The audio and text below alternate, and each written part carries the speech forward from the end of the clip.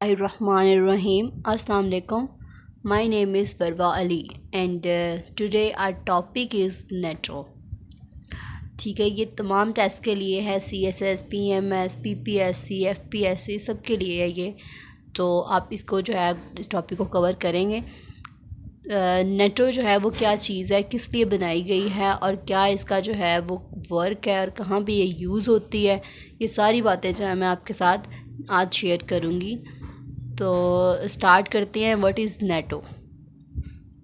NATO जो है वो NATO N means the North Asia Atlantic anti territory and also organisation. What is meant by NATO? The North Atlantic Treaty Organization. NATO जो है वो बनी कैसे है, ठीक है, ये बात आपको पता होनी चाहिए कि नेटो जो है वो किस तरह से जो है वो वजूद में आई है, कैसे बनी है, ये कैसे इस्टेब्लिश हुई है। तो ये जो है वो बनी है मिलिट्री अलायंस से, ठीक है। मिलिट्री अलायंस से कब बनी है और कैसे बनी है? जब सेकेंड वर्ल्ड वार हुई थी ना, तो उसके बाद जो है ये इस्टेब्लिश हुई है। जो ऑर्गेनाइजेशन थी इसको बनाया गया मिलिट्री अलायंस से। बहुत सारी कंट्रीज़ की जो है वो फ़ौज जो है उन्होंने मिलिट्री जो है उसने मिल के जो है ये डिसीजन लिया कि हमें जो ऐसी टेरिटरी बनानी चाहिए, अटलांटिक ऑर्गेनाइजेशन बनानी चाहिए जिसके लिए जो है वो सबके लिए बेनिफिशियल हो, सबके लिए सबकी हिफाजत करे, सिक्योरिटी करे। बाकी मैं वर्क भी आपके साथ ये वाले शेयर करूँगी आगे, इसके वर्क्स जो हैं वो भी मैं शेयर करूँगी। तो स्टार्ट करते हैं कि मिलिट्री अलायंस जो है इसने इसको बनाया, कब बनाया? सेकेंड वर्ल्ड वॉर के बाद बनाया। ये मैंने यहाँ पे मेंशन किया हुआ है कि सेकेंड वर्ल्ड वॉर जो है इसके बाद बनाया गया इसको, ठीक है। तो ये कब बनाई गई है? ये 4 अप्रैल 1949 में बनाई गई है, ठीक है। ये कब बनाई गई है? ये 4 अप्रैल 1949 में बनाई गई है। कहाँ पे बनाई गई है? वाशिंगटन DC यूनाइटेड स्टेट्स में बनाई गई है, ठीक है। वाशिंगटन DC यूनाइटेड स्टेट्स में बनाई गई है, US में बनी है ये, ठीक है। और इसको जो है इस वजह से, क्योंकि ये US में बनी है तो इसलिए इसको क्या कहते हैं? वाशिंगटन टेरिटरी भी कहते हैं। तो इसके ये कब बनी थी? ये 9/11 के बाद बनी थी, ठीक है। ये कब बनी थी? 9/11 के बाद बनी थी। और 9/11 जो है वो कब हुआ था, ठीक है। ये कब हुआ था? ये 2001 में हुआ था 9/11, ठीक है।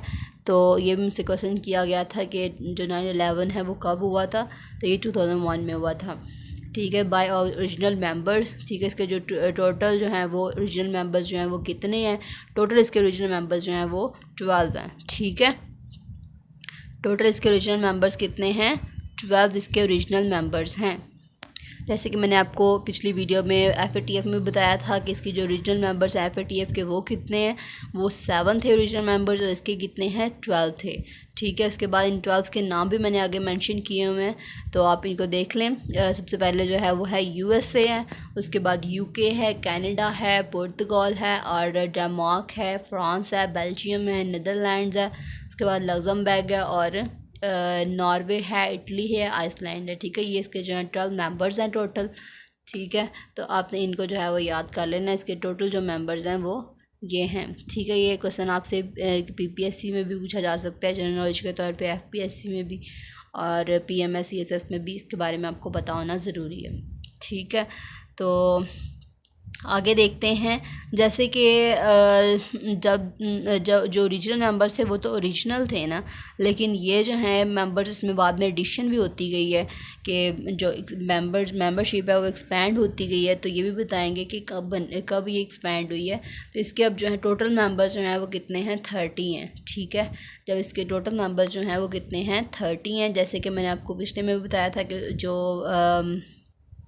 FATF थी उसके टोटल मेंबर्स जो थे वो कितने थे? 39 थे, और इसके टोटल मेंबर्स जो हैं वो कितने हैं? 30 हैं, ठीक है। ये मैं इसको रिलेट जो है उसके साथ FATF के साथ इसलिए कर रही हूँ ताकि आपको उसकी और इसकी जो रिलेशन है उसमें कुछ न कुछ जो है कुछ पॉइंट्स याद रह जाएं कि इसके टोटल मेंबर्स जो हैं वो कितने थे, ठीक है। नॉर्थ मैकेडोनिया जो है ये क्या है? ये कब बना है? 30th मेंबर है ये इसका। कब बना है? ये इसने साइन किया था एक जो जो था ना इसका प्रोटोकॉल के लिए, नेटो मेंबर बनने के लिए, वो साइन उसने किया था 27 मार्च 2020 में उसने साइन किया था। और ये इसका जो मेंबर बना है वो कब बना है, जो साइन किया था वो उसने साइन किया था 2019 में फरवरी में, और जो मेंबर बना है वो कब बना है, 27 मार्च में बना है। ठीक है, तो ये इसका जो है वो 30th मेंबर है, ये भी बात आपने याद रखनी है। तो ये कब बना है, ये 2020 में बना है ये मेंबर इसका। तो आगे देखते हैं कि इसकी ऑफिशियल लैंग्वेज जो है वो कौन सी है। ठीक है, इसकी ऑफिशियल लैंग्वेज जो है वो क्या है, इंग्लिश है और फ्रेंच है। ठीक है, इस तरह से इसके नाम भी आपने याद रखने कि इसकी लैंग्वेज जो है वो फ्रेंच है। इंग्लिश जो है ये तो एक आम सी लैंग्वेज है, मींस कि ये जो है वो हर एक में ही यूज़ होती है, हर एक में ज़रूरी होती है, हर एक ऑर्गेनाइजेशन में, या कोई भी आपका जो है वो कोई फाइनेंशियल एक्शन टास्क फोर्स लगा लें, या फिर आप ये नेटो लगा लें, या कोई भी आप दायरा देख लें, तो उसमें इंग्लिश जो होती है वो मस्ट होती है। और जो फ्रेंच है वो इसकी लैंग्वेज है, वो सेकेंड लैंग्वेज है इसकी। ठीक है, इसके बाद वार्सा पैक्ट फॉर्म जो है वो कब हुआ था, ये सोवियत यूनियन में हुआ था। और ये किसके रिस्पॉन्स में बनाया गया था, ये नेटो के रिस्पॉन्स में बनाया गया था। और अब हम देखते हैं कि इसके जो टोटल जो इसके वर्क हैं वो क्या हैं। ठीक है, ये किस लिए बनाई गई है, तो इसके जो वर्क हैं वो मैंने यहाँ पे मेंशन किए हैं मैं। तो इसका सबसे पहले वर्क जो है वो क्या है कि बॉर्डर की हिफाजत करना। ठीक है, बॉर्डर को प्रोटेक्ट करना। ठीक है, और सेकंड इसका काम क्या है, सिक्योर मेंबर कंट्रीज़। ठीक है, जो मेंबर कंट्रीज़ हैं उनकी हिफाजत करना। ऑब्वियसली जो भी इसकी मेंबर्स कंट्री हैं जितनी भी हैं, फॉर एग्ज़ाम्पल ये मैंने आपको पहले बताया है सॉरी कि ये जो है 30 मेंबर इसके टोटल हैं, तो इन सब की हिफाजत करना जो है इसकी ज़िम्मेदारी है। ठीक है, उसके बाद जो है कलेक्टिव डिफेंस है। ठीक है, कलेक्टिव डिफेंस है, कलेक्टिव डिफेंस भी इसके वर्क में आ जाता है। कलेक्टिव डिफेंस का क्या मतलब है कि जितने भी मेंबर्स हैं वो सारे जो हैं वो मिल के किसी भी डिफेंस में जो है वो हिस्सा लेंगे। किसी भी अदर कंट्री में कोई भी मसला हुआ है तो उसको वो कलेक्टिवली जो है वो प्रोटेक्ट करेंगे। उसके बाद जो है वो इंटरनेशनल पीस को कायम करना जो है वो भी इसकी ज़िम्मेदारी है। इंटरनेशनल पीस आई थिंक तो आपको होगा आइडिया कि इंटरनेशनल पीस जो है वो क्या चीज़ है। ये दुनिया में, पूरी दुनिया में अमन के क़याम के लिए ये जो है कोशिश करते हैं। तो उसके बाद आगे क्या है इसका वर्ड, कलेक्टिव क्राइसिस मैनेजमेंट।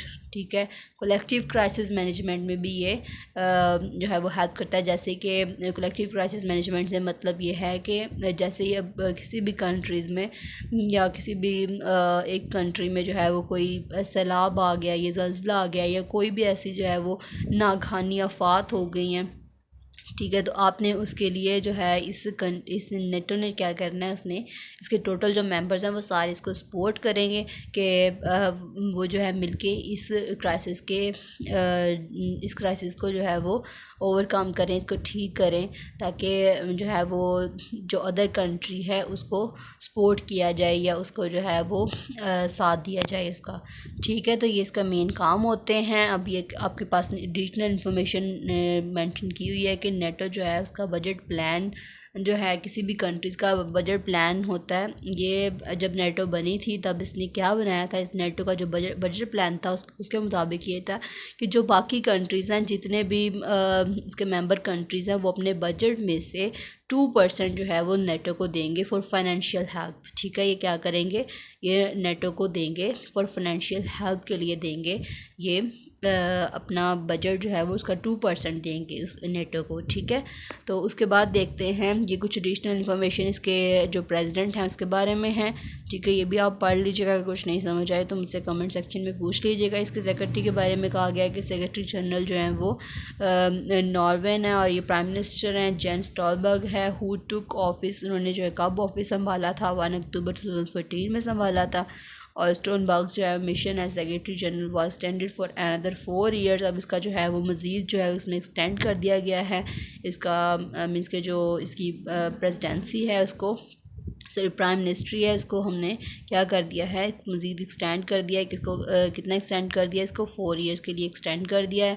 तो अब इसकी जो मुद्दत है वो कब ख़त्म होगी, 30 दिसंबर में 2020 में, मीन्स के जो करंट ईयर चल रहा है उसमें इसकी जो मुद्दत है वो ख़त्म होगी, क्योंकि ये 4 ईयर्स जो है वो एक्सपेंड हो गए थे। तो ये बात भी आपने याद रखनी है कि इसकी मुद्दत जो है वो कब ख़त्म होगी, 30 दिसंबर को 2022 में ख़त्म होगी।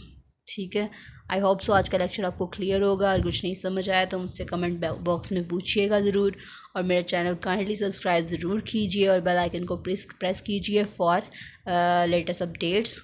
एंड अल्लाह हाफिज़, थैंक यू।